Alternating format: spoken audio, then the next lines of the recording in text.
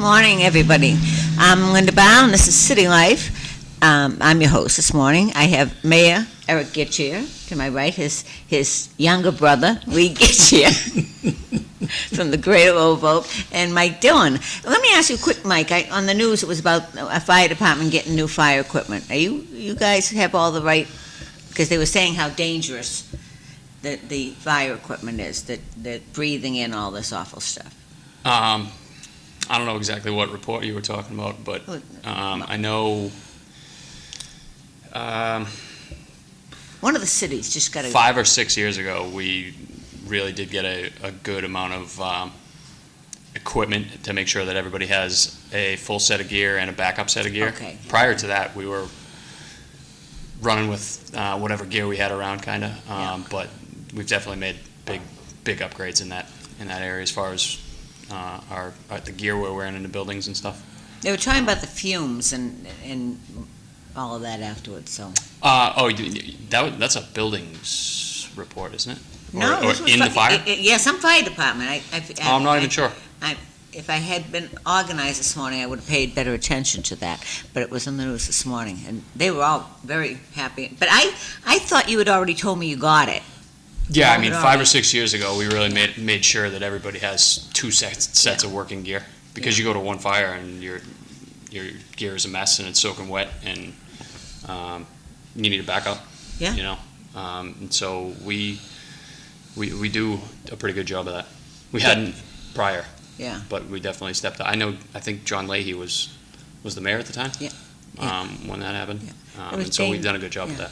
Dangerous job. Yep. So I have the Highlands, all faces of the Highlands, upper, lower. So, how many people dunked you? You know what the problem is they go there to dunk you and they can't throw, so they just run up and hit you. So every time I got out the seat, boom, I was going back down and someone's hitting you. And then if they can't hit it, they just move them closer. Oh. So yeah, there's not much of a challenge to that, but it's good to see all the people. It was completely packed. Very, very clever. Yeah, it was Good packed. to get with everybody people. together and out and having fun. But did they charge them to throw the ball at you? They were supposed to, but they didn't. So they were like, don't worry about Turned it. into a free-for-all. Yeah, Centerville they just wanted to get people out of the house and have a community event, so they didn't really charge, no. That's great. If people wanted to donate, they could. Yeah, it was really good. Levi Dennis put on a really, really good event for Centerville. Councilor Robinson, that whole group over there did an amazing job with that event. Good. I like to see stuff like that, see the neighborhoods. Do they still do, what is it, some night out in the city? Do they still do that? When is I that? think that's coming. National Night Out's Yeah. coming next month. Yeah, it's Next coming month? up. Yeah, it's usually August, right? Early August. Yeah. Yeah, just Only before two school. places though. The Highlands and Centerville. Jaeger. Oh, No, it used to be Centerville, because I know. Centerville. Sandy used to. Yeah, Sandy she said- McNamara, she hit it right out of the ballpark. Irreplaceable Sandy McNamara, she did that. Yeah, she used to do it, because I know with the union we sponsored, we gave them pizzas or. She grabbed everybody. That thing was huge. Yeah, no, she was at St. Louis. Smart gal. Yeah, she was very good. They want me to go in the dunk tank there, too.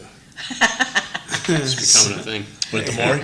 You know what it Case is, of blood. Michael, as you get older, you got to get out of it. That's the hard part. Yeah. You're pulling a ladder and putting one foot on to jump back up, and it's just like repetitive when they keep smacking you in. So after about an hour and 15 minutes, it was enough. Exhausted. And we played flag football before that, so that was even more interesting. How's you know. Zach's season going? How's the ballpark doing? It's doing really well. Yeah. Good. It's picked up a lot. The owners are happy.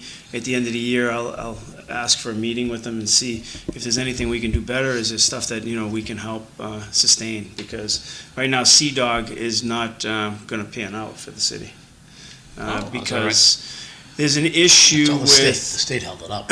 well, the state has this thing with the ABC that Michael can't own two breweries. So they already have one and they can't own another, even though it was in another family member's name, they can't own it. Okay. So they didn't know that till after they put all the money in. Wow. Tough to grow a business. Yeah. That way. Yeah, and it doesn't, I guess, I don't know the reasoning, so I don't want to comment one way or the other, but it's hard to see, because I had spoken to the owner, I had spoken to a couple other people trying to make this work, but hopefully we can get somebody in there, which with Link Project and everything else, I would think that that's a diamond location for somebody. So would Sea-Dog put all that money in, he's looking to get out of it? Because he can't put a family member He there? has no choice. That's just rotten. Yeah, he's being told by the state, no choice, and there's no waivers or anything to it, even though they're a really good business. And so how does business grow in Massachusetts? But I don't know the real reason. There's got to be some kind of method to why the ABC, these laws are in place, these rules. Yeah, but He you needs can a own it. better lawyer. No, they have, Corporations are self-standing, you know as well as I do. Yeah. Self-standing entity. You find a different board of directors. that's what they tried, there's a whole thing behind it. I guess they tried to get something together like that. Yeah. So what if they changed the name of the brewery? They couldn't be done? No, because of the ownership. It's more about the SE. ownership, Okay. yeah, SEE dog. Yeah, something, anything, you know? yeah. Oh. That's crazy.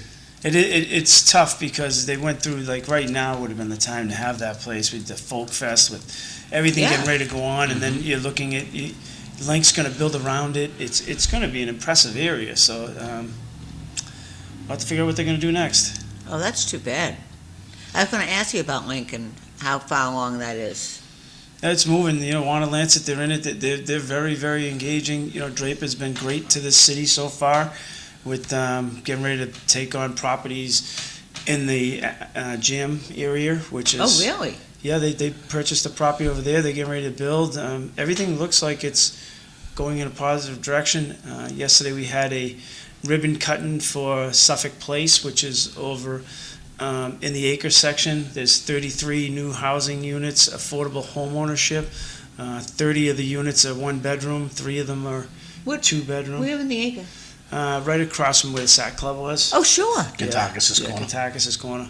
Yeah, and some of the views out of those rooms were just astounding when you look over at the Greek church and you can see it right from the window. Oh, And nice. you can see the history in the city out of those windows because you'll get to see the back of some of the old buildings that you normally don't get to see, and how they're weathered and other areas are really pristine, and you look and you're like, wow, this just, it's Lowell. You look at it, it's Lowell. That alley down behind the Olympia.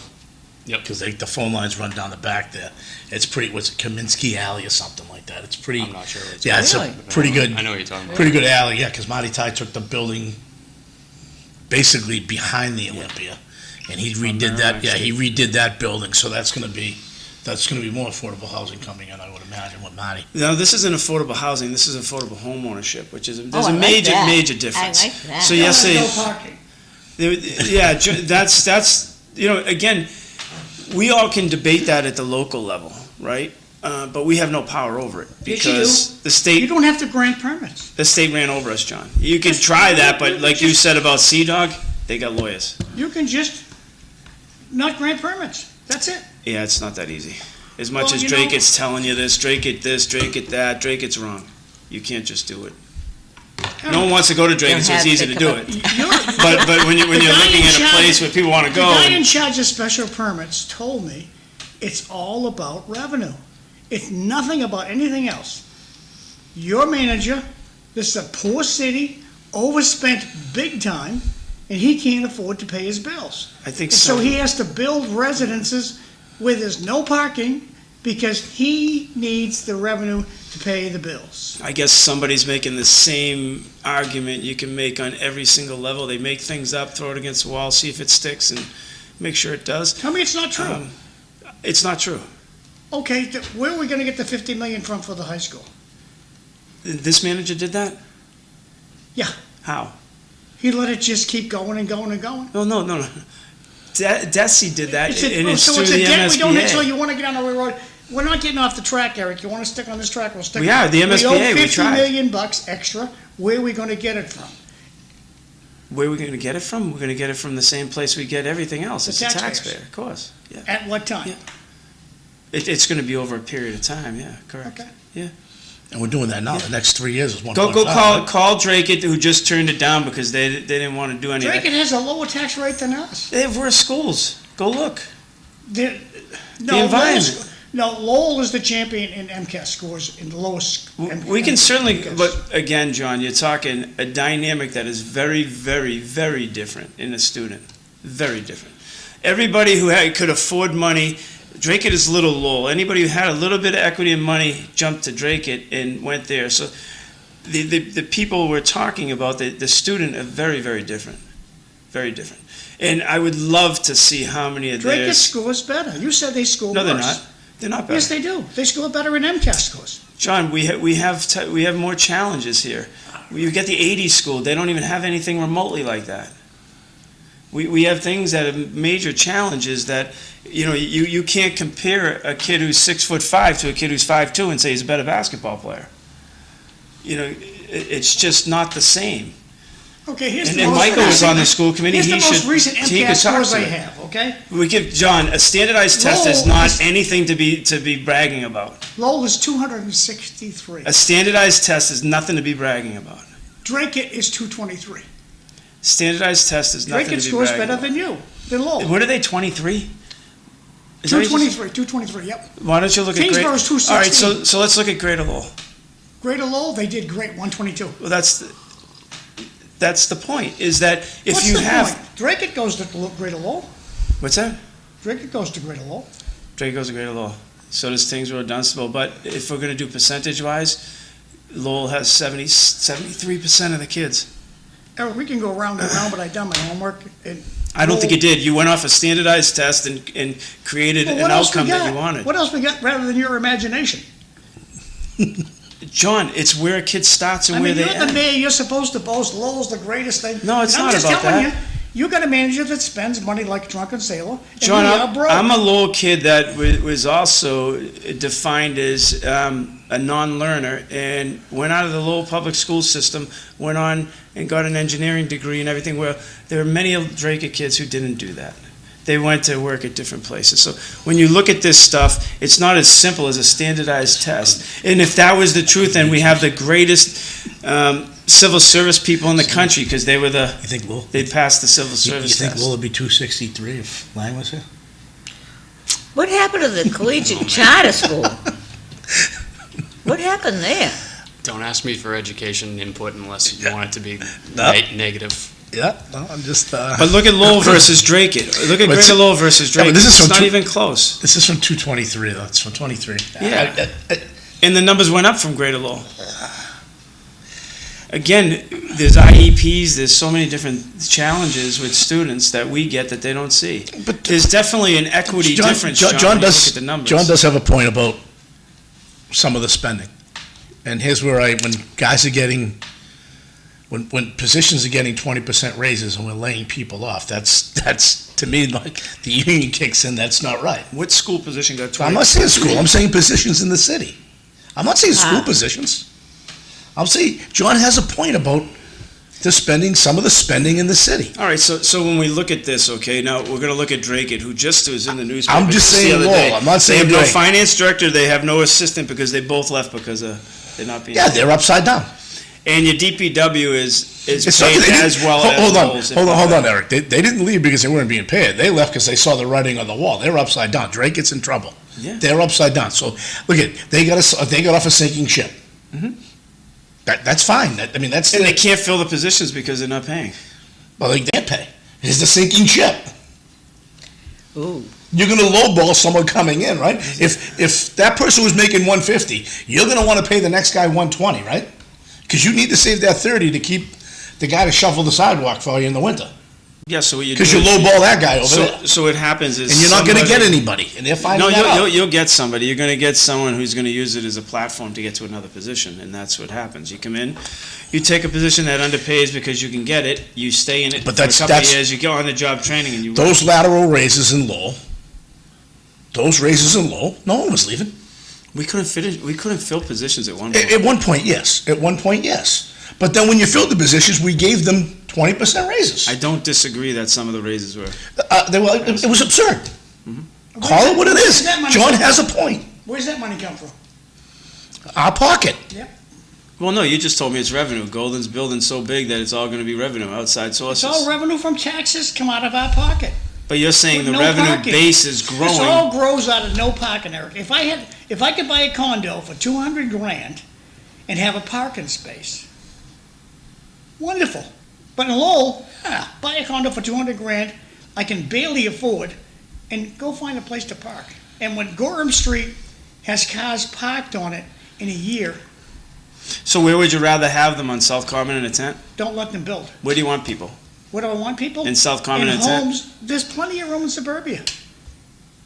Oh, Draker don't want them. The state doesn't They want don't you want to driving come cars. to, they don't want to come to suburbia. Yeah, through your head. Exactly. Plenty of room in suburbia. Suburbia don't want them, or they'd be building. You see that they don't want to build. There's no way you're telling me that the Golden Man is building these things for the good of the poor. He's not. Dunstable has laws in place where they don't even accept people. So when you park at the train station and Am walk I to City Hall, not telling you the truth?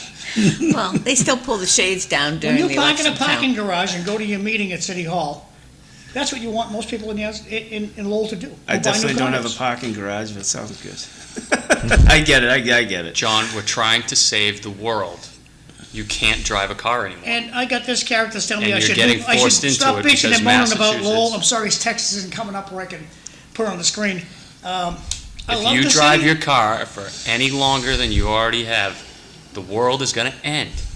We can't continue building properties with parking spaces. We're killing the earth, John. I guess the plan in Lowell was from the 1800s that we all need parking spots. Get an e-bike Yeah. and ride out in traffic and then don't we can watch- purchase another automobile. And we can watch that people on uses Facebook gas. say you're a jerk for cutting them off in traffic. That's the solution. The state will not allow it. They don't want you driving. And So's driving if you 65. do, they'll protest and tie themselves to a barrel in front of City Hall. This is easy. It's math. All righty.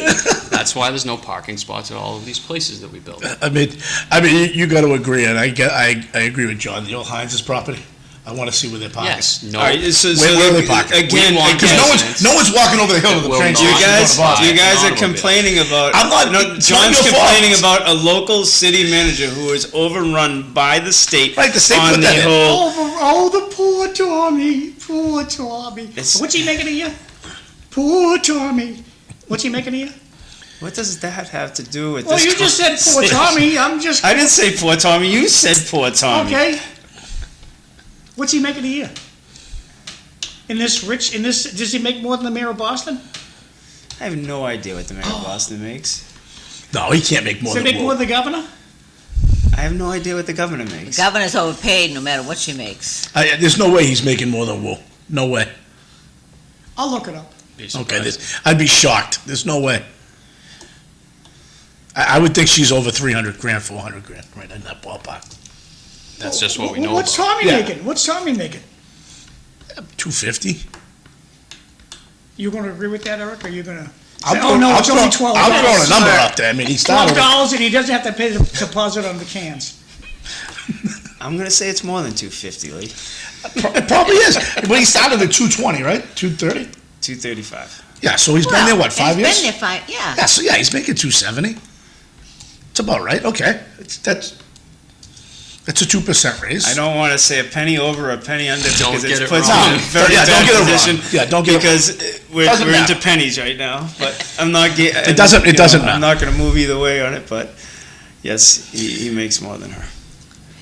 Well, now, what about the... But hold on. I see. But I want to see what else she's getting. That's her annual salary. What is she getting for stipends? Just a second, Lee. You don't know what perks Golden's getting. Well, you're 100% right, John. I don't. So, I don't. I mean, we can say that she gets free nylons and free high heels, but sorry, in her salary, when her pension comes out, she's not going to be on the free high heels she's getting. Isn't going in her pension. That free car that Golden gets is not going in. Oh, she's got a car. She absolutely has a car on a driver. Doesn't go. He She even has doesn't. a driver. She does not have a car. She has a driver. Driver. Okay. Doesn't go in the pension. They have a driver. So, Hey, I got to play basketball with the governor the other day. Did you really? Pretty cool. Yeah. did you She ask came him to about the the boys parking? club event and Oh, okay. yeah. You ask her That's Ask a big about the thing. parking? When She is didn't that? have to worry about parking. She had a driver. Anyway, yes. Yes, of course. No, so I didn't look at him. I'm getting better at this. I'll stop picking on you. Please continue. Oh, John, it's fun when you pick on him. Mike Mike and I don't have to do it. I get these comments. I'm not going in and show anymore. Your questions are too You're picking on me. Who says that? You make me look bad. Have you ever had Some of his colleagues. Have you ever had me do that? Weak. Yeah, that's just No, horrible. Derek never has. This is That's what makes horrible. it. This is what makes it unique. It's the reason why I come on is when you break my bone. I feel like I'm in my house in 1985.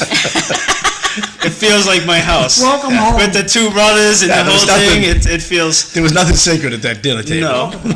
My mother was the filter to it all. She was fuel.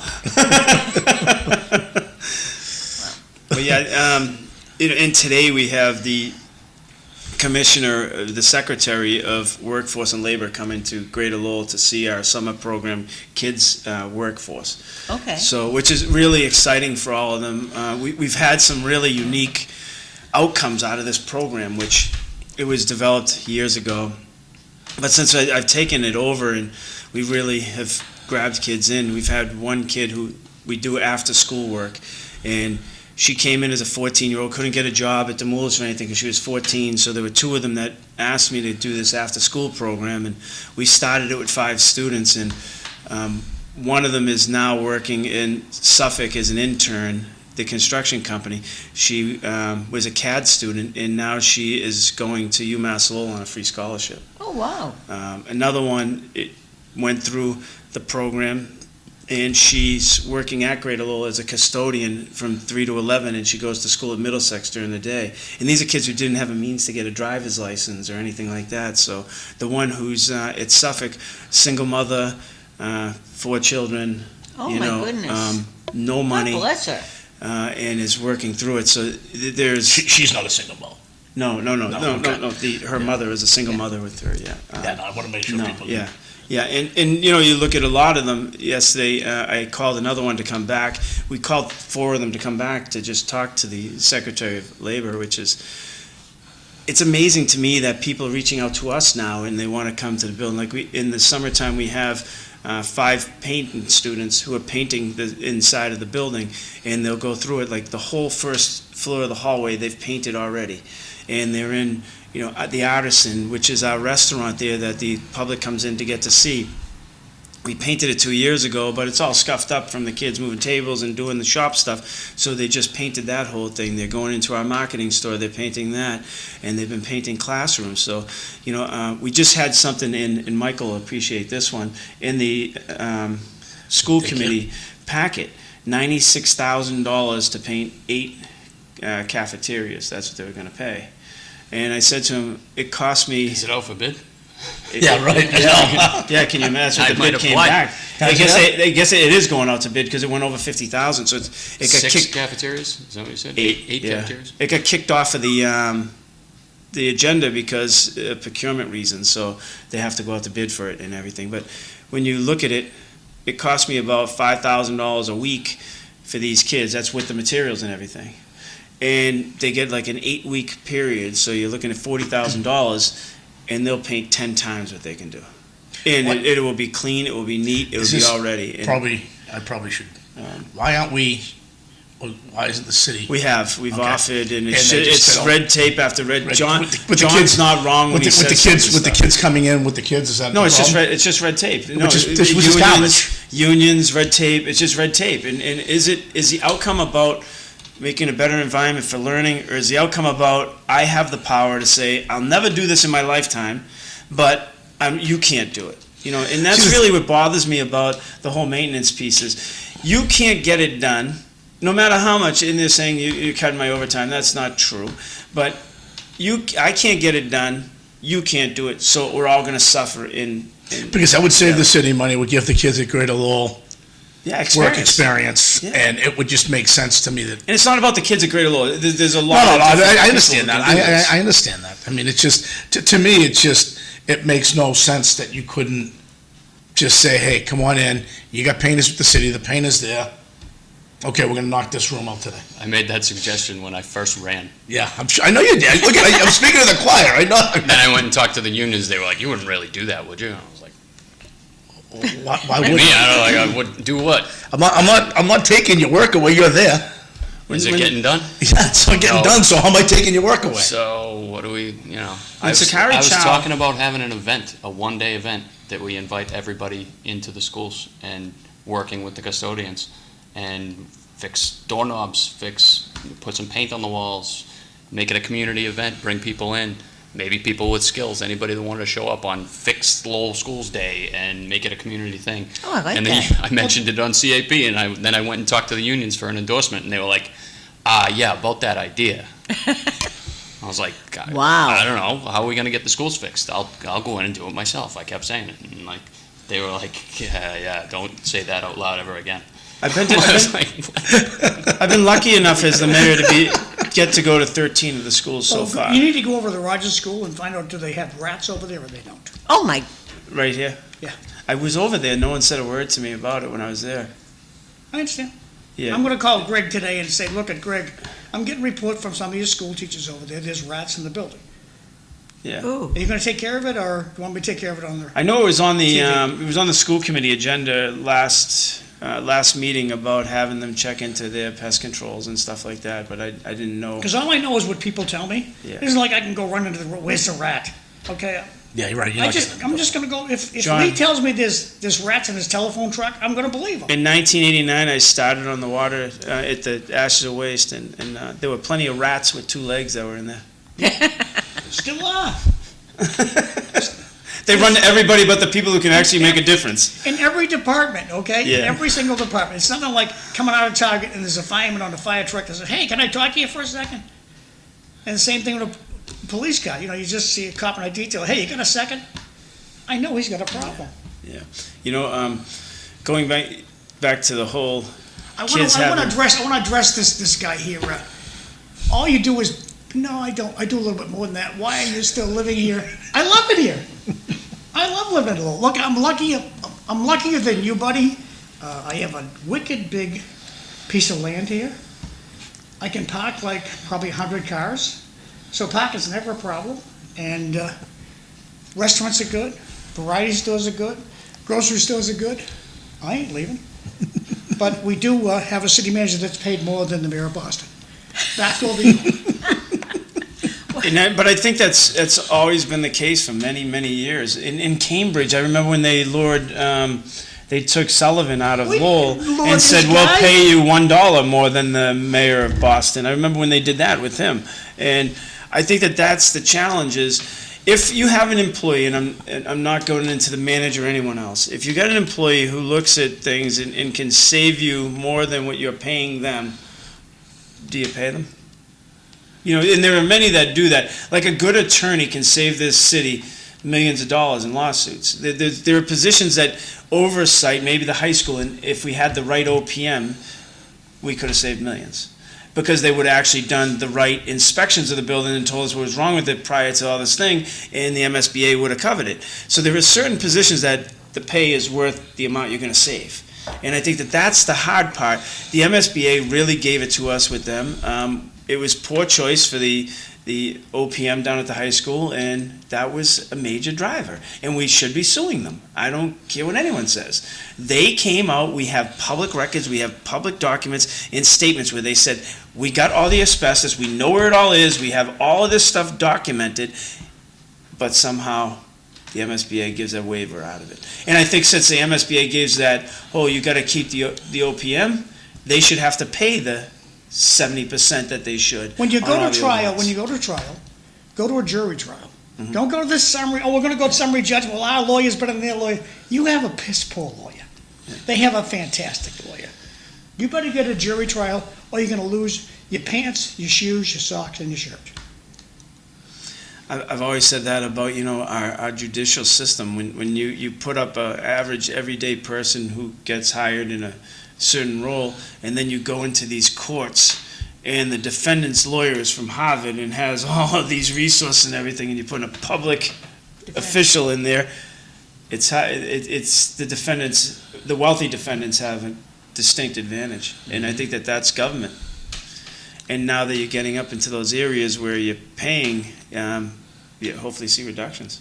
Will anybody take the fall for the overrun on this? Who should take the fall for that? Now, that's, I think, that drives people nuts. The OPM, the But- owner's project manager should be but- held, and the architect. It's not so much the architect, but the owner's project manager from the dead beginning should have been held responsible for the whole thing.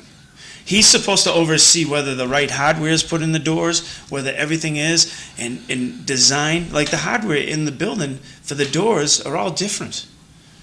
How? And, again, you want standardized everything. One thing that they talk about is like all of these nice playgrounds that are going around are not standard playgrounds. So it's not like you can take a ladder from one and put it over another, or you can buy 10 ladders and keep them in stock. So that's some of the challenge. Is that the bidding process though? No, we can just drop spec the it. ball. We can spec it.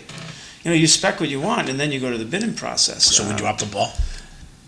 Are we still? Everybody still has that, let's design something that's so extravagant. And you got to look at function in the end, because maintenance is tough for all of us. You should have, if you can, on your rooftop units for all of the heating and air conditioning, they should be standardized so that you can actually maintain with the same parts, one to the next, to the next, to the next. And that's what we have at Greater Lowell, is a lot of them are standardized, so it's easier to manage. That's not what happens a lot of the times. Hey, Lynn, you want to read this one? In fairness to my town of Dracut, the situation is extreme, yes, but it is not unique. A report by the Massachusetts Municipal Association highlighted a statewide perfect storm. It's because unrestricted state aid to cities and towns has not kept up with the inflation and has dropped 25% since 2002. There is no question that Dracut is not mismanaged like they're trying to say. When you look at just your health care, your retirements, and all the other things that are going on, there's no question that's the problem. And the driver is that we're not getting back from the state the monies that we should be getting. It's always a feel-good moment, and if you got the right person in office, they get the money. And Colleen Gary has pushed back against it, and rightfully so, against the state in many cases.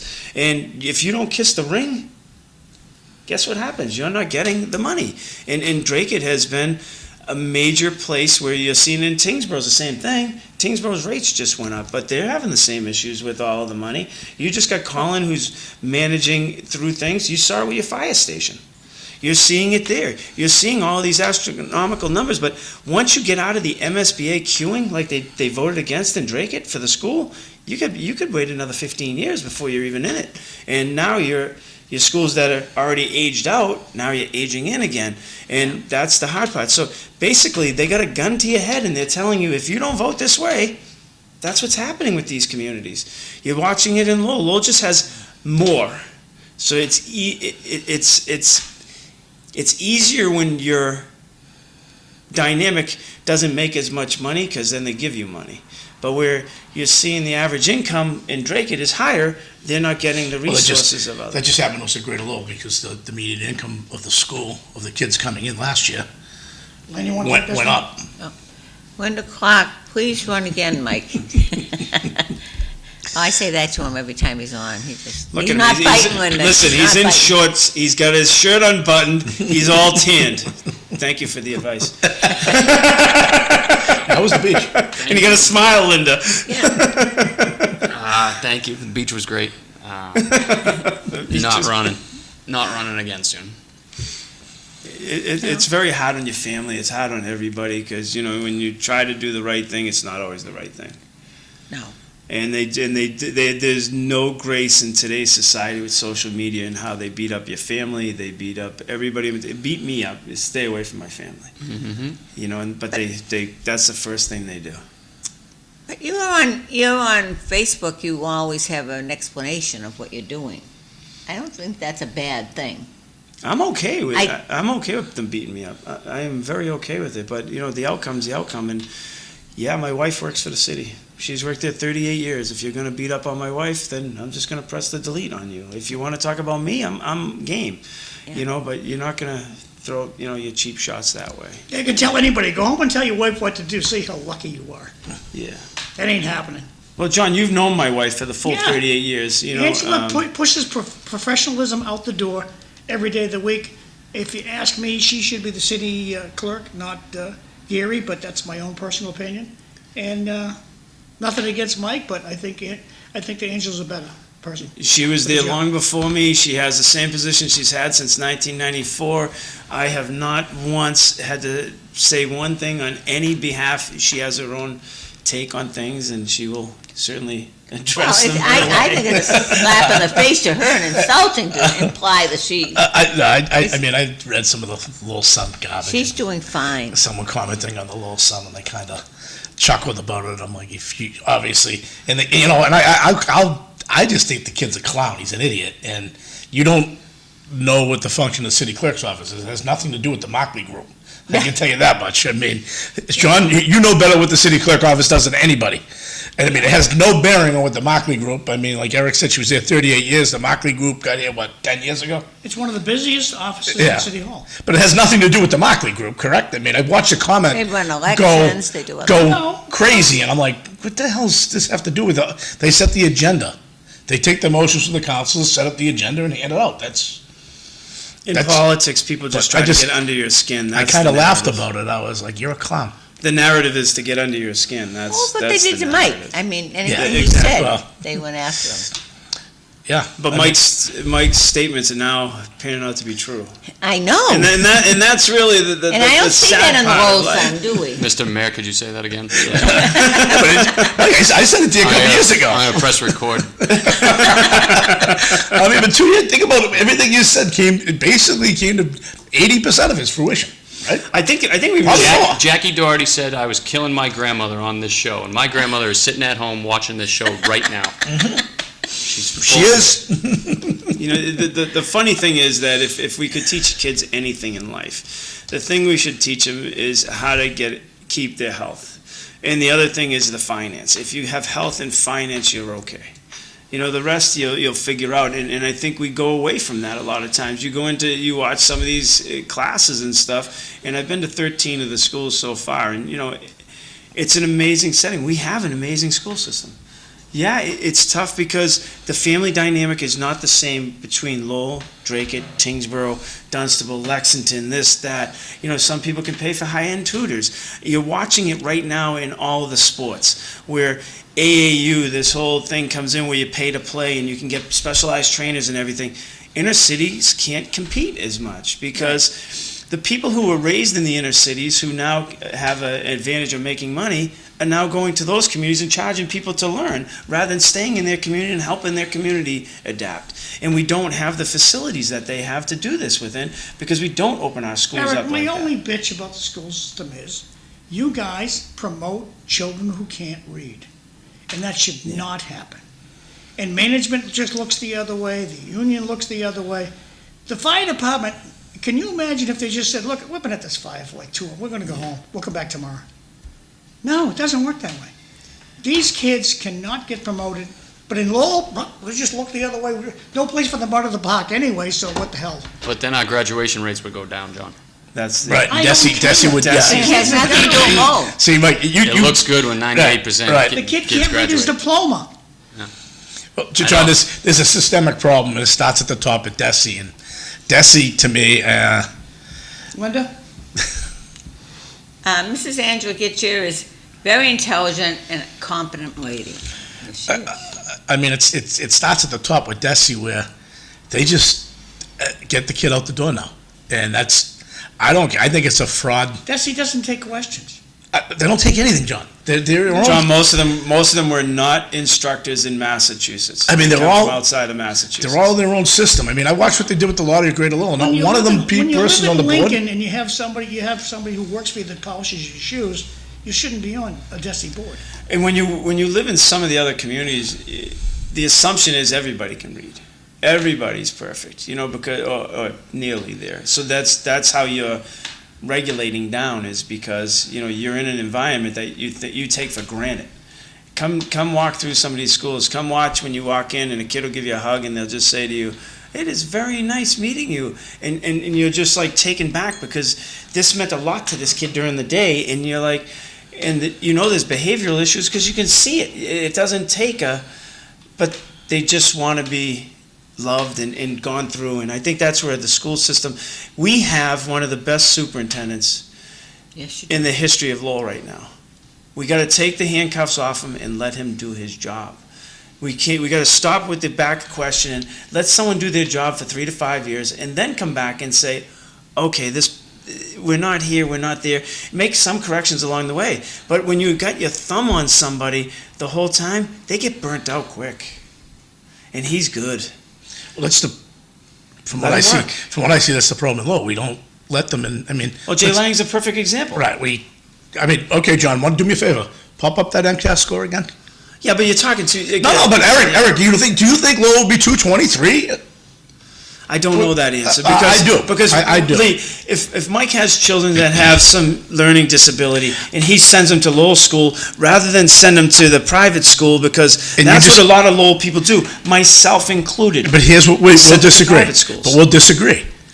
And here's where I disagree with you. You actually agree with what you just said about take the handcuffs off. If Jay Lang was here with the handcuffs taking off, you don't go into the Joel Boyd situation, puts us in financial disarray.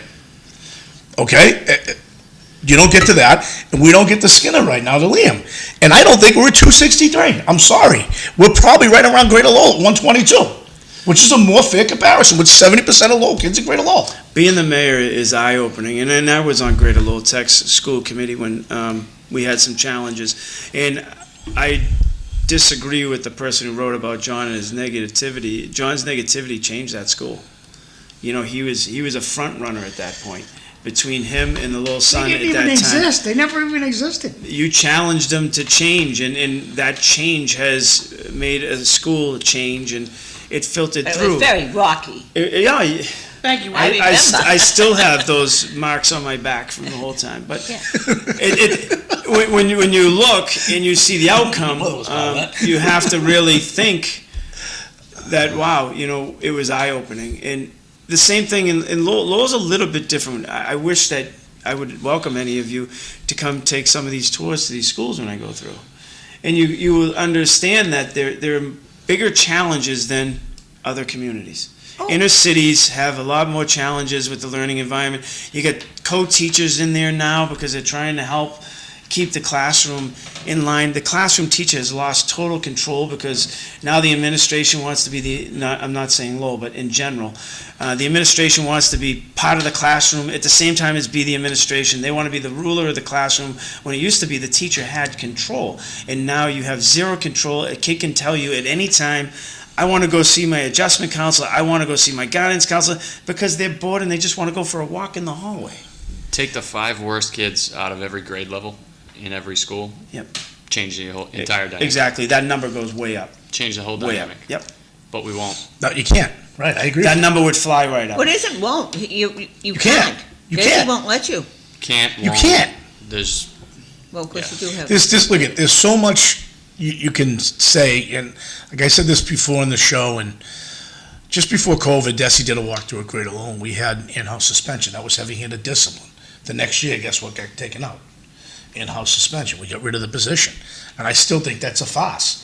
When a kid tells a teacher off in a classroom and goes down to see the disciplinarian, he shouldn't be back in that classroom in a half hour. That's where you're wrong. They don't go see the disciplinarian. They get sent to an Right. adjustment Just counselor. counselor, right. So they can say, hey, how's this, how's Yeah, that, right. how's this? But You they poor never thing. take into consideration the teachers. The teachers Right. feeling. And that's any of my that. So problem it's, with it's this. a tough. It's on a the tough. on the elementary level. What that does is anything over 20 minutes. I think it's a half an hour.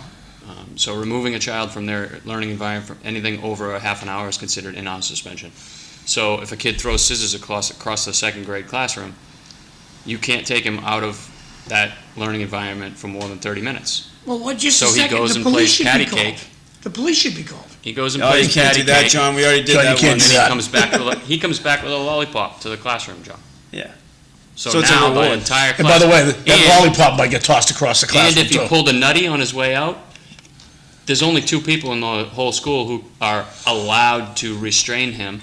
So they remove the rest of the kids from the classroom, let him calm down, then remove him, then bring the rest of the kids back in.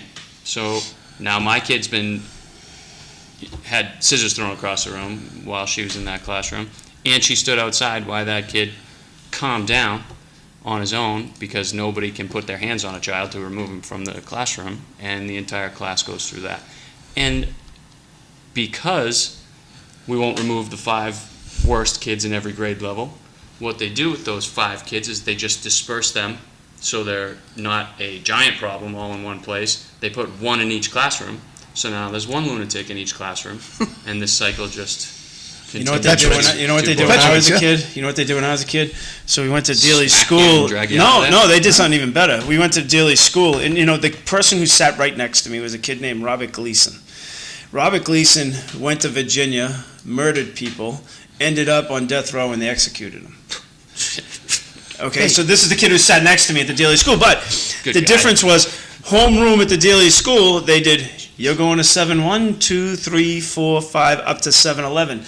You know where all those 5 kids were? 7-11. They were all in 7-11. They put them all in that classroom, said, here you go, learn together. And that's where he was, in 7-10, 7-11. And, but the homeroom was that way, and I think that the change is that we need to understand that, we understand everyone gets a fair right to education, but we understand in society that you get a fair right to freedom under the Constitution. But at some point when you can't behave in society, we had these things that we used to have, we don't have any longer, that used to contain people who couldn't, they called prisons. What was it? Yeah, as soon as it went to inclusivity, that was the end of it. Now we don't have that, and now here we are, everybody's still trying to be a melting pot because we all have that nice side of us that says everybody is equal and everything's great, and Well, but that's the why poor people teachers put are their getting- kids in private school. That's why people will put their kids in alternative school. Yeah. I mean, that's why we have the charter schools. I mean, college. well, that's why, if you look at that low number, a lot of it is skewed because a lot of the kids who are learning are in private schools now. They moved them out. See, what it's gonna take Desi to learn a lesson is some kid's gonna bring a gun to school Desi will never learn a and lesson. shoot all the kids in class because they're forced to let this kid go to school. Desi's never going to learn a lesson, John. They're making more money every time they do something. They just changed the way that they report the numbers. Like, That's it. discipline's good, John. We don't suspend kids anymore. Discipline's fine. There are less suspensions than there used to be, so everything's good. I mean, Everybody's graduating. How do we get people We to have Desi? great education. Everybody. I know, how do you It's do the same that? thing that It's happens. governor. This is how communist countries You bring people make out themselves in the look good, light John. in court. They You change the bring them to numbers, court. and they don't take action. They just change the Well, numbers. John, we say that, right? And the funny thing is we do bring people to court every day from the city of Lowell. We arrest them, they go to court, and the DA doesn't put the right charges on them, so the judge goes, see you later. And we love the DA. We love everybody. Everybody's lovable. If you're elected, we love you. or they do put the right charge on them, we still kick them out. I'll go play tennis with you if you come to town. I won't say a word about your misbehavings. We all love you. Yep. And we all vote the same thing, and I don't know. I don't think our world is a bad place. I think it's a really good place. I It think we needs want some tweaking, perfection. Lowell needs some tweaking, Just- that's yeah. about Well, it. I think we've Pretty lost good place track to live. of the greater good. There's no question about that. We've lost the concept of antisocial behavior.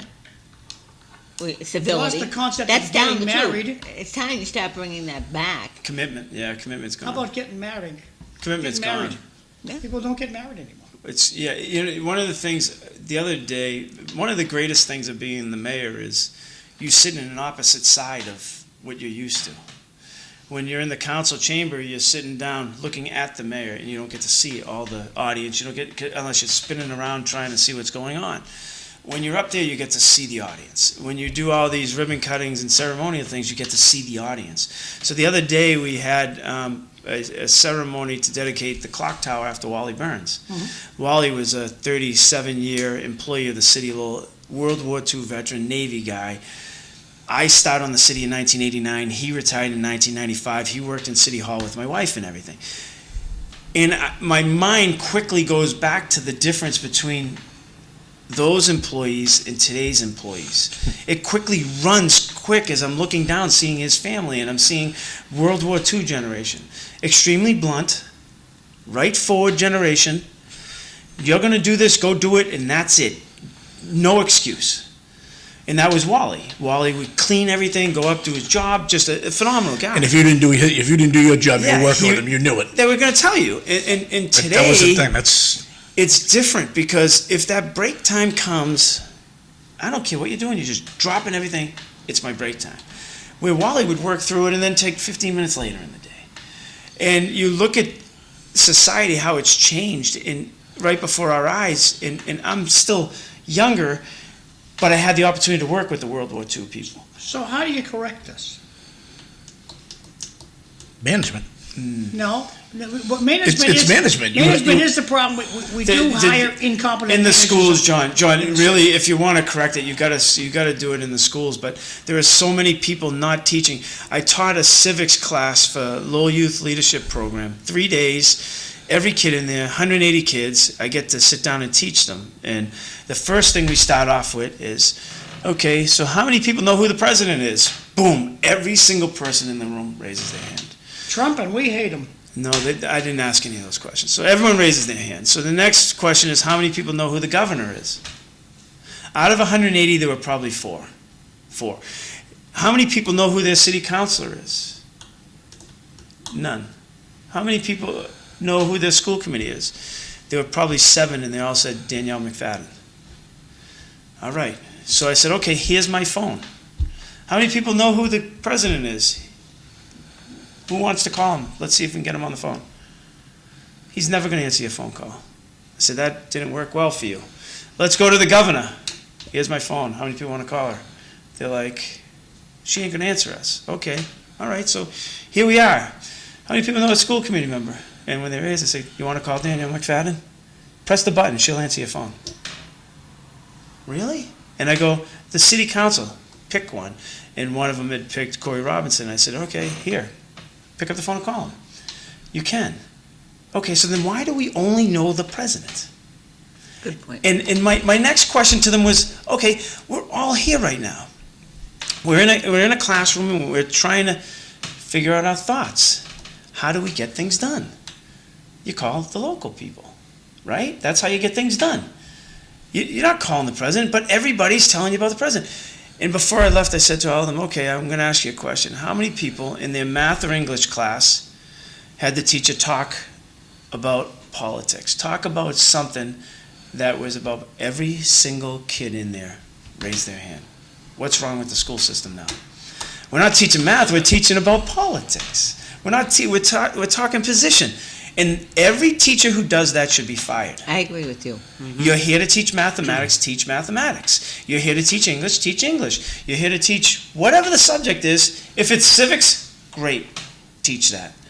But every kid said that they spent multiple days talking about world events and stuff like that, rather than math and English. And we wonder what's happening in these classrooms. And the same thing is going on at the colleges. Bob Ferrand, that's what his job, but that's all he talked about. So now all the people down there doing the protests and everything are Bob Ferrand people. Or people from colleges, and you see college administrators down there. Why do colleges want this? They get paid so high, and they charge these kids so much money. You're going to see a revolt in my lifetime against college, because you come out of a trade school, no debt, you go to work. Now kids are like, okay, I'm going to go into $200,000 in debt and get a $40,000 a year You're starting job. to see it now. There was a college out You by had to UMass give away Amherst free that closed. college to do anything. Speaking of college, how free is Middlesex? It depends on, I think, your economic status, I believe. If you're a full-time student, I believe you can go free. But I think it depends on Can your they just economic take one or status. two courses for free? No, Gotta pay. I don't believe so. Understood. Well, if you, then it might come to See, I economic think that- status. But John, it's not But free. if you go full-time, It's inflation. Everyone says that's free. Anything that government puts in as free is inflation, Well, neither- and then neither people is- ask why Drake isn't surviving. That's where your money went. Neither is, well, a little while ago, when you were talking about how overpaid UMass staff is, I could just throw Golden in it every time, okay? So if you want to change tracks, we can change tracks. But the main issue with education is we're not educating our children. They graduate, some of I don't them know. can't read, they don't know left from right about personal finance. John, this is They the have smartest generation by far. Little or no family values. This is the smartest generation by far. Oh, I agree. The most intellectual, Because of their smart. phones. Because of their phones. Yeah, they're just way above us. But hands-on, I beg No, to differ. Common sense isn't so common. Yeah, I beg to I differ. don't know. I mean, some of it, like they can make posters and. Oh, yeah, they can do paint. that. Yeah, they can Use give me an paint AI and, poster. You know I the get worst that. part is, Mike, I get to deal with these kids after school in a minority setting, no matter what anyone says. they want to learn. Yeah. As much I as agree with they you. want it. They want it as bad as anybody else. They want to be able to pay for their own phones. They want to do these things. They want to pay for their gas. They want to get their permits and licenses so that they can get to other places.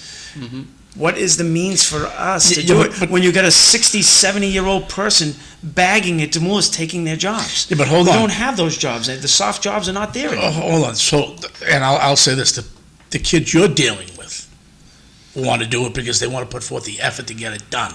There's another section of these kids that don't want to do it. Well, they're not taught. They want everything handed to them.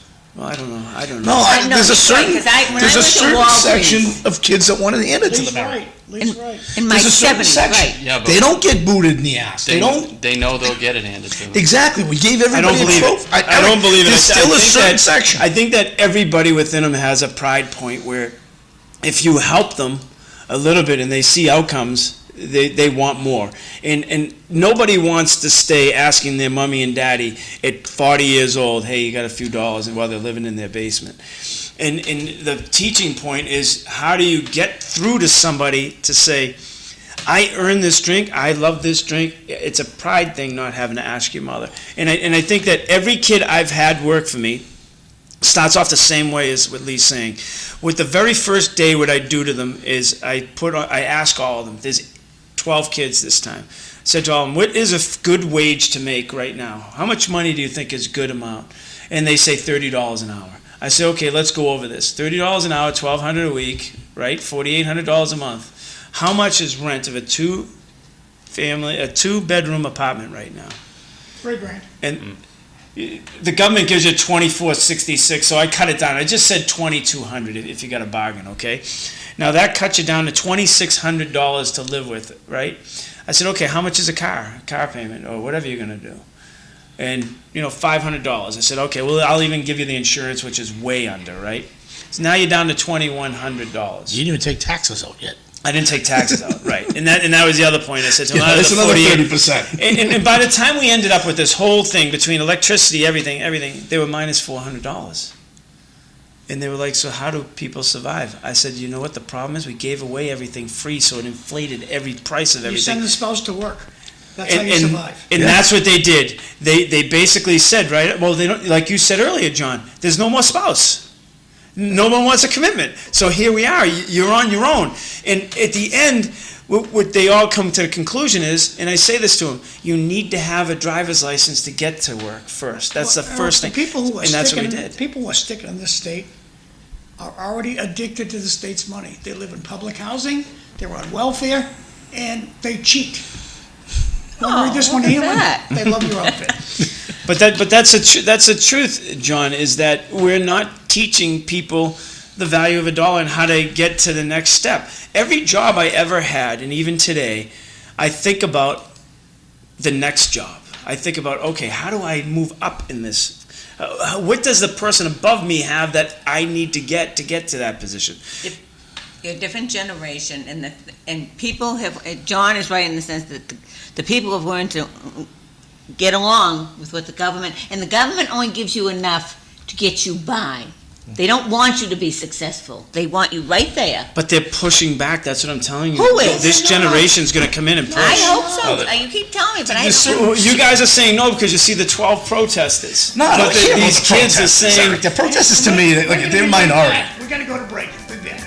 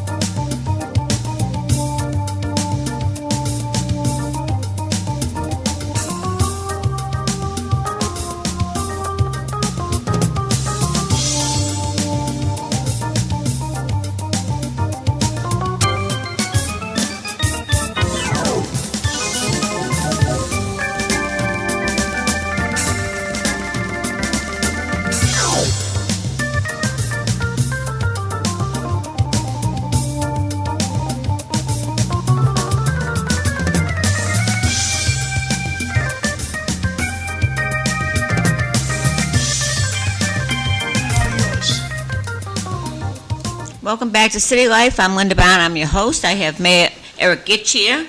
I have his brother, his younger brother, Lee Gitschier, who Great and Lowell Regional School, and Mike Dillon, who was on the Lowell School Committee, and a fireman. Now, before we get into some other stuff, we were talking off here about the kids and the generation. You're a young parent. Yep. What do the parents have to do? What are they doing wrong?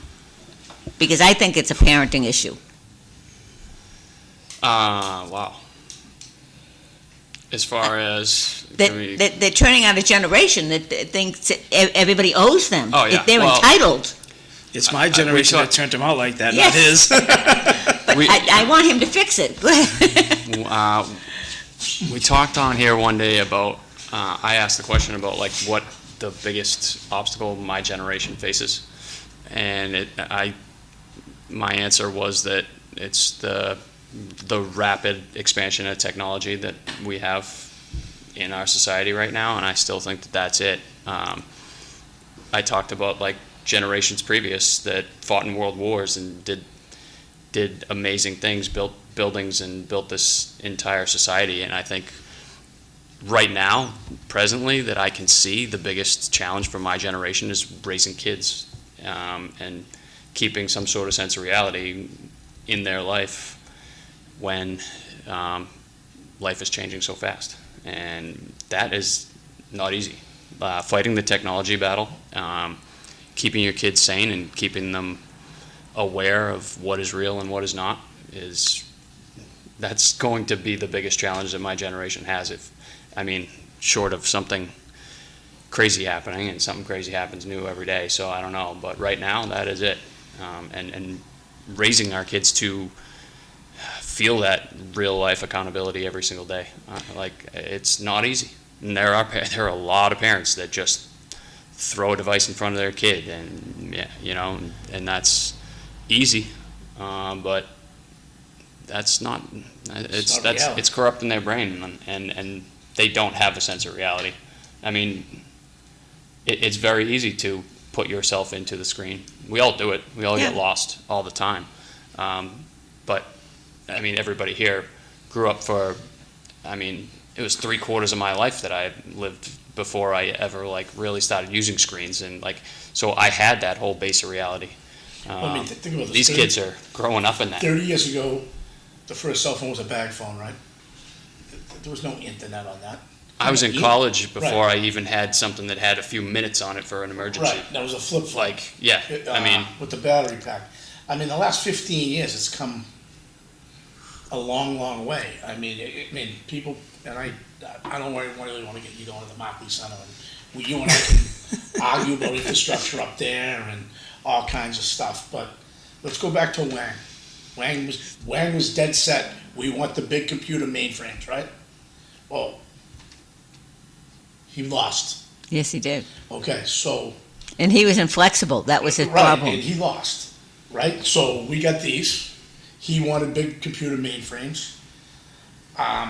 You got Markley up the street who's winning.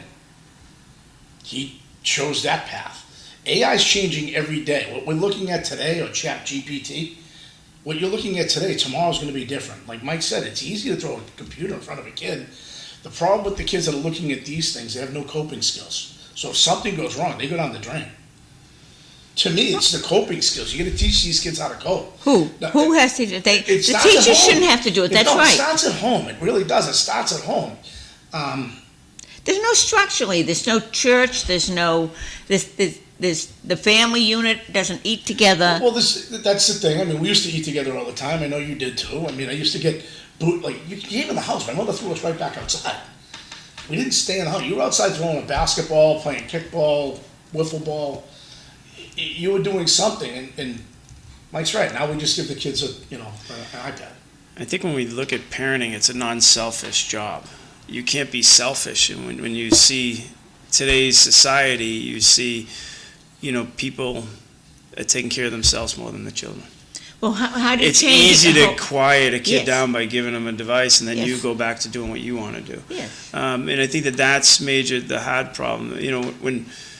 When Zach was little, every day it was Dad, you want to go play catch? Let's go do this. Let's go do that. It was never go to a phone or anything.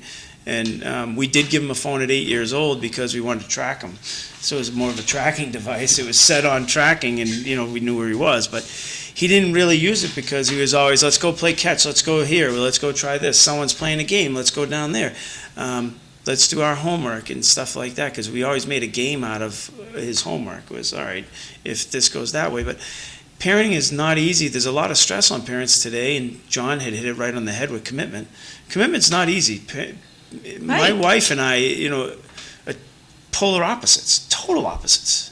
And, somehow it works. And I don't know how this generation, they quit when someone, It's too easy. says something, My wife didn't have her nails done for a long time because she wanted to make sure that people had certain things. And my mother was the same way. My mother never had nice clothes when we were kids. The kids were always well dressed. My parents didn't have nice things. We drove in cars, and you can't do it today, but when you picked up the floor mat in the bottom, you could see the ground through it. You can't do that with the inspections today, but there were different things that people sacrificed for us, and I'm very grateful for what they did for us. But how do we fix this generation that we didn't teach that to? Because they're bringing up the next generation. I think we have to teach people that, from the president all the way down to everybody thinks. One of the kids said to me this very interesting thing when I went to one of the classrooms at, I think it was a Bailey or one of them.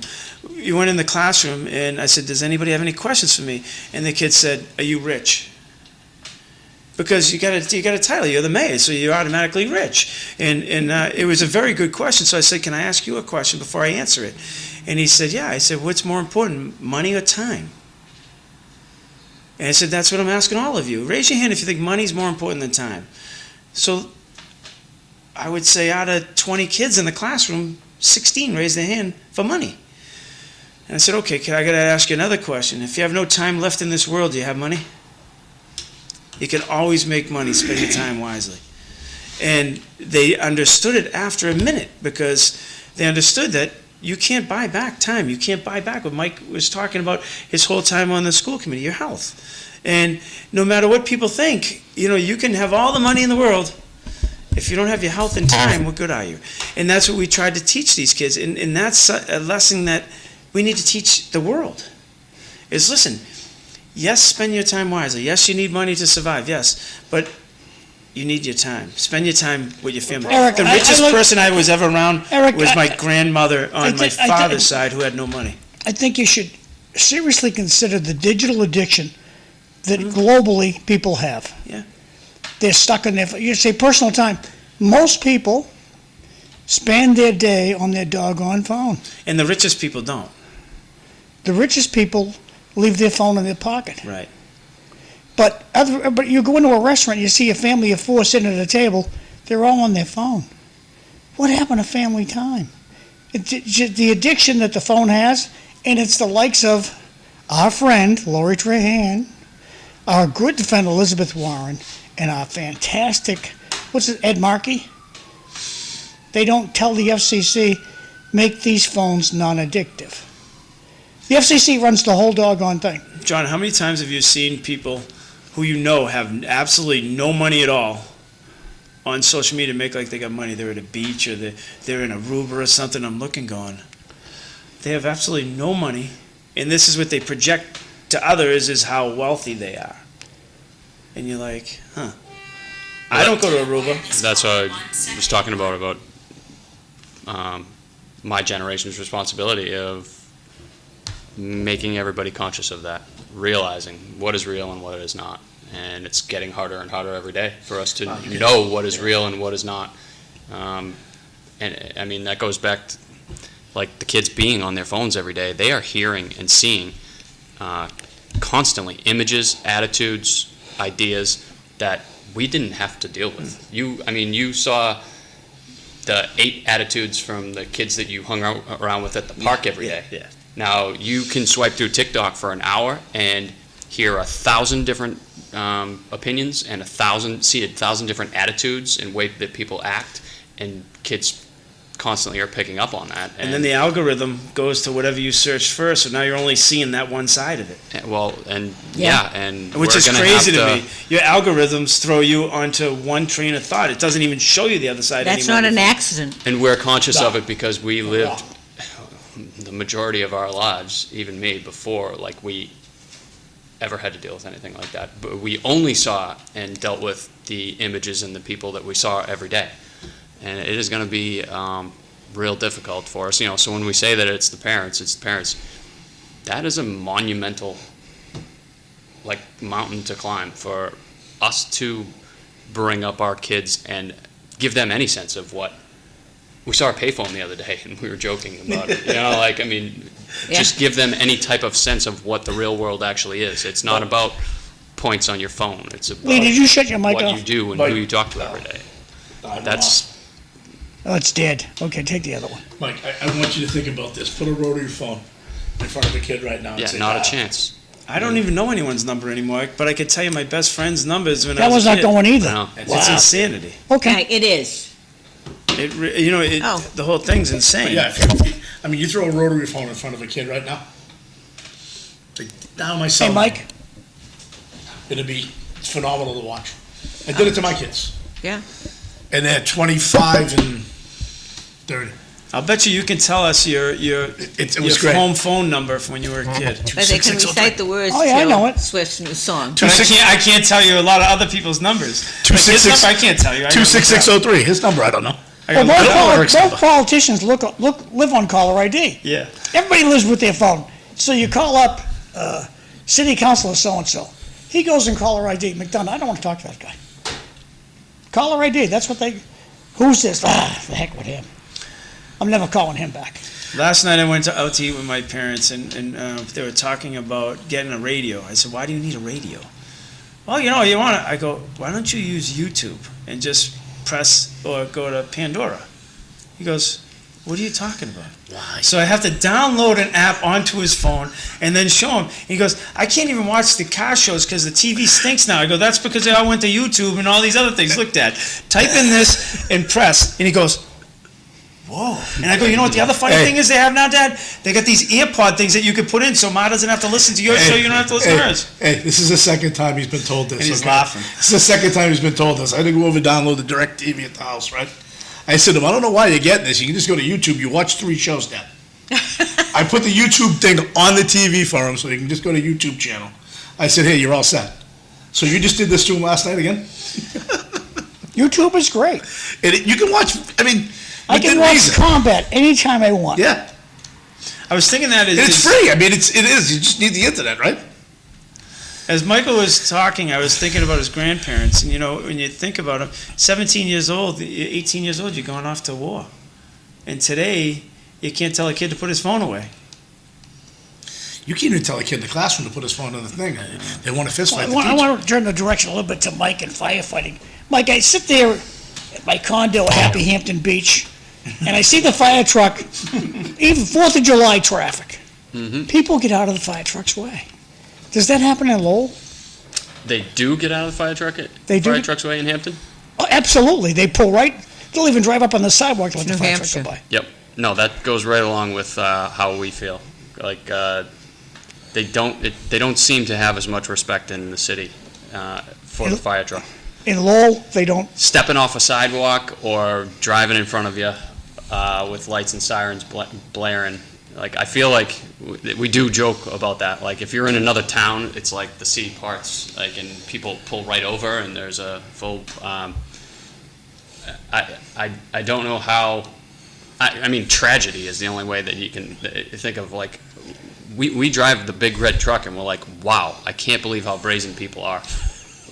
Pulling out in front of us, walking across the street in front of us, we're like, they do not do. And that might go to, we need more How many public guys are in the service front seat? Just 2 guys in the front seat? Or is that 3? Up front, there's 2 and 1 in the back. Yeah. Okay, because the guy at the passenger side does help the driver a lot. Yeah. It's tough. I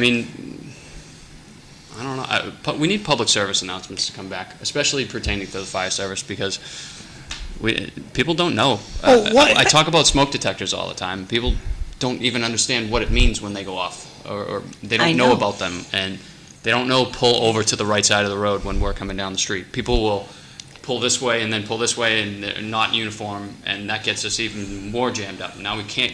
You have to get to the pull right over. Always Pull pull over to to the the right. What far over to the right is, you must get out of the fire Slow truck's down, way. get your car as far to the right side of the road as you possibly So can. common mistakes you see residents make when they call in a fire at their house. So the house is on fire, so I call 911, or I call the fire department, or call the city fire number? 911 is always the easiest. When you're in an emergency, you can't think of anything Now, when I else. called So, 911 the other day. Yep. I'm on the highway. There's this guy in a Mercedes-Benz, and he's jerking in and out of line. He cut me off. Mhm. The car was on self-drive. It cut the car off. So the car went into the breakdown lane, come back into the... So I said, this guy's nuts. So I called 911. I tell the story of the first guy. He goes, oh, you're in the wrong district. Let me give you over to Andover. I got to Andover. Now, by this time, I says, well, we just went by the Lowell connector. Oh, nope, nope, we're out of that district. We got to go to the next district. 911 needs a good boot in the ass. Okay? Probably. Okay, they need a good boot in the ass.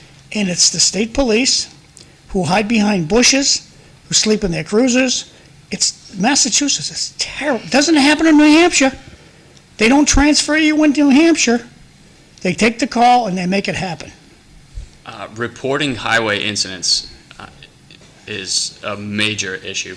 Like, we'll get a location we deal mostly with automobile accidents on the highways. And we have Route 3, the connector, and 495, and they all kind of merge in the Highlands area over here. That's just a horrible ride to get in there too. It's like spaghetti if you're looking at it over the top, and figuring out where actually the incident is. You realize that people, even state troopers, when they give us reports, they don't realize where they are on the highway. We can't get an accurate. We'll send out the appropriate company and go to the location, and it turns out it's on a different highway going a different direction on a different ramp, and we sent the wrong company. Well, the only lucky thing with you guys is you have 2 or 3 extra sets of eyes looking for that. You get the driver who has to control the truck. And you got the other lookout. Guy in the There, back I got it looking right around. here. It's over Yes. here. Yep. But people don't know where I think about it all the time. Think about even just you're taking a ride to the beach, and you got in an accident randomly at one point during that ride. Would you be able to tell 911 where exactly you are? I think Andover. I think right before this exit. We rarely get good reporting of emergency. I'm sure you've gone to an incident on Route 3 or 495, and you realize you're at the wrong incident. You're supposed to go to another one. Yeah. I mean, there's multiple accidents going on where Yeah. we'll stop at one and then find out later that there's another one actually right there. Yeah. So when Happens somebody a lot. calls 911 Yep. and they get the Lowell Fire Department, so what information should they know? Which information are you looking for? Talking about somebody's at home and there's a Yeah. fire again? Yeah. Yeah, my house is I on mean, fire. address is the first thing. An accurate address is by far the most important information that we can get. No question about it. Or at least a landmark. A landmark is good. So if you don't know the address, don't bother calling. Because No, you don't know no. where to send the car. You don't know where to send the fireman. You got to know the address. A landmark works, and you know what? I always joke with the dispatchers anytime I talk to them is that if you say the closest bar, we're going to know exactly where you are. It's true though. It's true. Seriously. Bar, restaurant, you know. There's a fire near Friends. Yeah. Everybody's like, oh, I know where that is. There's a I know fire how to near get. I know how I'm Cobblestone. coming in. I'm not coming in around, taking a right. That if you're short of the exact address, then any type of the Dunkin' Donuts on Chelmsford Street, that could help us sometimes more than an address. But I mean, specifically the address is Now, something that you my would- last question is, what mistakes do you see people making in their homes? Like plugging air conditioners into extension cords, stuff like that? What kind of common mistakes that people, it's just out of plain old ignorance? Yeah, right now, man. I mean, that happens in the winter too with space heaters and everything, and plugging into Like gasoline on the back porch? loading up, storing gas or gas-powered machines in the home. The big one is still the smoke detectors. I mean, you would not believe how often it is we go in to a building, not even necessarily for a fire call, for a medical, because we're in places all the time, and their smoke detectors are beeping, they're chirping because they're either not functioning or the battery's dead, and people don't even know what I can't. I'm so privy to it. Like, I can't go anywhere without. I hear that chirp, and I'm like, it's just winding. I get wound up. Just hearing it, I can't hear it. But people don't even know what that means, and they don't even know that it's their landlord's responsibility if they're renters to come in to fix that or change it. And we get calls where people think that their house is on fire, and it's just chirping once every 1 minute, and they don't even know the function of it. That to me, John, is like the most blatant. We had a city council member who was on Zoom meetings for 3 weeks straight, who had a low battery in his smoke detector. I was watching council meetings back during COVID. I heard those. And I'm like, the picture pops up every single time the thing beeps. His picture pops up. I didn't address it at the time. I should have, but we need. You didn't like him, so you didn't. No, we need public service announcements. Now, for that's sure. fascinating. Last time you were here, we talked about your the outfit you wear at the fire. Yep. And how you don't know how hot the room is because of how comfortable this outfit keeps you. Yep. So when you look at your gauge, and it's on your air pipe or something like that, your gauge, you can know. Right on our air tank. Yeah. We have backpack straps that come down, and we actually have a thermal imaging Tells you how hot it is. part that So how hot is it got to be for you to say, I got to get out of here? I know it can be 500, and I don't even comprehend that it's that hot. Like I was mentioning it the last time, that there can be fire breathing right down behind me on the back of my neck, and I don't know it because our equipment is so good. You start to feel it. I mean, you're not going to stay near 500 degrees for that long. So 500 degrees, you But- consider leaving? Oh yeah, Okay. that is you're toasting. But as far as on the inside, our equipment is really good.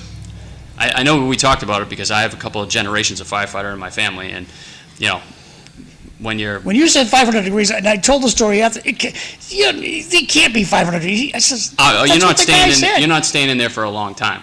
But I've had direct fire on me, and I had to be told, that You're on fire. told me to move, But the really bad fire when we had a flashover a year and a half ago, it was 300 degrees right outside the room that flashed over. Bob's So- asking a question about speed humps. Speed humps? Do you like them in the fire truck? No. I don't like them in my Camry either. Okay. But, So Bob asked the question. I was told speed humps are a problem when responding to an emergency. Yeah, no, deterring people's speed is, I'm sure the mayor could probably find some statistics that could, back them up. But man, there are times when you got to go fast. A fire is probably one of them. I can't imagine PD, Now, having a good time with when them I either, go but- when I do a speed hump in my Tahoe, you don't feel it. You just go over the speed hump like who cares? When I do Even it, these big ones that they're putting, it the doesn't. only Tewksbury has the best speed humps I ever been. Yeah. I actually get airborne. But other than Tewksbury, no, it's just boom, it's done. Wow. And so when you go over a speed hump at road speed, what happens to the truck? Oh, you can't. You can't. Yeah. Even if you I'd crisscross. hit my head on the roof. Even if you crisscross the wheels? See, what I find, We haven't really experimented. if I go over a speed bump Yeah. and I make the car crooked, so each wheel goes over that hump at a different time, Slight angle. Yeah. That helps. big difference. We don't have that luxury typically going down the street. Because you're I going mean, to like the we're not- Verizon truck, it comes right out of the bucket. yeah. If I'm doing Oh, yeah. 25, the bucket comes right out of the cradle. Yeah. If I'm doing the speed limit, going over the speed bump, But if you do it crooked, what happens? I've never tried it. I just Try it. It's just amazing, the But suspension. the bucket comes right out of the cradle, the alarm goes off, and that's driving the speed limit. Really? Yeah, so if it's 20, and I'm going 20, over by Livingston Field over there, it's always ba-doom, out of the cradle. Comes I right mean, back there are down. times that we hit a big. There are times that we just hit like a pothole or a bump where the truck's bouncing. I mean, there's so much weight once it gets it. Once it does get going. Now, how they about bounce. this roundabout they're gonna put at the end of the connector? How do you guys feel about roundabouts? There's no traffic signals, they're just gonna merge through this thing. It's I'm coming. really not sure. I don't know what it would mean for us, to be honest with you, John. I don't know. I would have to. I'd have to see it operate, really, to give you a good answer on that. I don't know. Okay, I'll look for- I don't know that it'd be any worse than a light there. I just don't. If there's room for the traffic to move, Well, that's the key. could Is be there room okay. for you? but yeah, with the tr- I Okay. really don't know. That light there now is horrible. I'll get off your case. Thanks, Mike. Mike, can you get into, you were talking about smoke detectors, the difference between smoke and CO2 and the alarm. I don't think a lot of people probably don't even have the CO2. They don't, I don't even think Well, if they grasp. if you're installing smoke detectors right now, you should be installing combination smoke and CO2 detectors, like no question. I would think. And if you're buying or selling your house, I think they're required. I think it's required that you do, and if it's not, no, it's definitely not 100% required, but there's no reason to not put the combination ones in. I don't, right, There just isn't. because that's deadly. Yeah, yep. And it's not something people think about, but, I mean, you have to have them. You have to have them legally, and it's just an absolute must. I've always had them, but I'm being in the housing now, seeing how many calls we get, particularly with the elderly hitting the gas stove or something. There's no fire, but there'll be a CO2 level that sets things off. Yeah, we went to one middle of the night. Woman by herself with 3 kids, like 3 young kids, and CO detectors started going off. Probably saved their life. Yeah. Absolutely. The little kid was playing with the knob on the oven, and just it was just barely over. Not even enough for it to be clicking, but it was just letting out enough. I love my Well, gas shut it. stove, but it's Yeah. terrifying, particularly in elderly. I'm surprised they even have gas stoves in elderly housing. We're Yeah, I getting mean- rid of gas in the city of Lowell, so don't worry about it. Hey, I'm gonna do the announcements real quick. If you speak, they can hear what you say. Eric's having a party this Thursday, July 23rd, at the Wappin West, downtown Lowell, 197 Market Street. So go down, shake Eric's hand, and tell him what a wonderful job he's doing, and we overpaid the manager, tell him that at the same time. And donations start at $25 and go up. And thanks to Kiki Rudy, he sent us this announcement about the Barica Brawl that's happening this week out at the Barica Elks Lodge, 14 Webb Road. If you want to get tickets, you go to bostonboxingpromotions.com. And let me shrink this up a little bit more so you can see that address. Not cooperate with me. That's good. So take your fancy phone out of your pocket, take a picture of this slide if you want to go to this boxing match. The Cambodian flag raisins this week, it's going to be this Friday, got hit minus, so it fits. Raise the Cambodian flag this Friday, the beginning of the folk festival. So it's going to be 6 o'clock, City Hall, be there or be square. The Markley Group, our personal cloud in Lowell, the data center, they're having a cookout. And you are invited. You just got to email them, rsvp@markleygroup.com, and don't forget a hot dog, hamburger, have a conversation with them and see if you can enlighten one another. So good party to be had. That's happening July 25th. You got to have a reservation to get in there. Today is the 22nd over at the Lowell Senior Center. Lowell Senior Center has lunch 7 days a week. The only rule is you got to be 60. You can live in Tingsboro or Tewksbury. We don't care where you live. Couple more years, baby. You're welcome at the Lowell Senior Center. If you're 60 years or older, it's $2. If you don't have the $2, we'll feed you for free. Today, we're having ham dinner, and tomorrow barbecue chicken, 7 days a week. Gotta get over there around 10:30, we like to eat lunch early. Lunch goes out around 11, and you're out of there by noontime. Everybody has a senior bulletin, a senior newsletter, whatever. There's trips in there. Yesterday, the Lowell Senior Center went down to Hampton Beach, had a great time, and the bus brought them back home, and it's for cheap money. The Acre National Night Out. Let's make this smaller. Acre National Night, August 4th, 4 to 7 p.m. at the North Common, 413 Fletcher Street. They're going to have bike giveaways, ice cream, free food. Be a great time, and I'm sure the mayor will be there. You getting dunked over there, Eric? I hope not. Oh, a dunk tank. You know, you're getting dunked here. This is the one that they're trying to get me at. The Lower Highlands Night Out at the Maury School, same day, Oh, they have August one there 4th, too. 5 to 7 p.m. And bouncy house, a lot of fun over there. But they'll also have free food raffles, 50 cents. a lot of fun. Bring your kids over there, good time to be had. My friend Stanley Trzynski,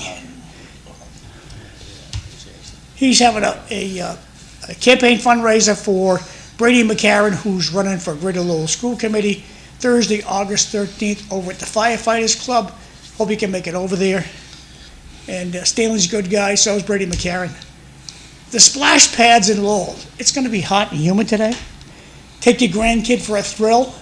If the kid can't swim, go to one of the splash pads. That's the top ones right here. And just watch a little kid all slip and slide and have a good time. And then we have, if your kid can't swim, 2 places. You got the McPherson pool over in Centerville, and you got the South Common pool right across the street here. It's free. Take your fancy phone out of your pocket, give your grandkid take a picture of this slide, and we'll see you over there. And I got one comment from Bobby Hoey says, 3 of my favorite people, hope to see you at Eric's party Thursday. Money or time, I'll take time any day. That's from Bob Hoey. So back to you guys. And the splash pool and pools, watch the sky. We're supposed to be getting some storms. I don't want anybody electrocuted. You know, Like- Mike, going back to the fire alarms, you know, are people becoming desensitized because of all of the ones done in the schools? So we have to do it 4 times a year. Mhm. And do the students at some point get desensitized? Because if you're a senior, this is the 16th time you're out there in the cold, you're out there in this. Do they get, because we time them how long it takes to get out of the school. And it seems as though some groups take longer because they know, you know, now it's like, okay, yep, okay. And so some of the fire drills are interesting because we don't the fire department doesn't require it, I guess. Signify, okay, there's a fire in this area of the building, now let's get out of here. Or there's a fire in this area of the building, now let's get out of here. It's just empty out during these fire drills. Yep. So now, the crazy part is, or the challenging part is that you're not really designating, okay, if a fire happens in this area, how do we get out of the building? Because this group's normally used to going down this stairwell, but now it will be off. How long will it take you to get out? Yeah, you're probably right that we should be doing that. It's funny, I did that with my 2 middle girls at our house the other night. What happens if there's a fire? They knew which way to go, and I was like, all right, now the stairs are on fire. And they made 2 really bad choices. Their first 2 guesses, I was like, you're going to go into that room? They were like, yeah. I'm like, how are you going to get out of there? And they had nothing. They would have been trapped. I'm like, so we went through those decisions, and I'm like, because in a fire situation, you don't have time to think about, you just try to, do. So you're absolutely right, but it's interesting. I feel like when we go into the schools, we're doing everything we can not to inconvenience the school. There's that sort of back and forth where it's like, there are times where we walk in to do a fire drill and the principal doesn't want to do it because there's a lunch going on, or the principal doesn't want to do it because there's a test going on, and we don't want to be going there 5 times, and so communicating with them and getting it done when it's convenient seems to be something that we do more often than not, when we really should be probably catching them off guard more often, to be honest with you. Fire Because is a real convenient. I know, like, you know, and so we are only doing it under comfortable conditions, probably more than we should. And to me, when I get to do this every day, so you know, Yeah. when we look at it, you know, we go through the whole building right now. We're moving every single classroom out all summer. That's what we do. Move every single classroom out, clean from the top, the ceiling to the bottom.